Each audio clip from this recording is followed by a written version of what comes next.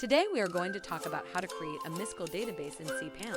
You can easily create a MySQL database thanks to the MySQL Database wizard included in cPanel, which walks you through each step.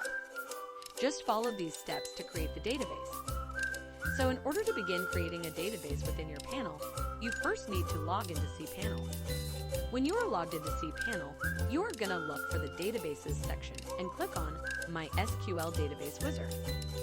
In the MySQL Database Wizard section, you will see the option for Create New Database. You can create the database here simply by clicking in the blank and then typing a name for the database and then clicking on Next Step.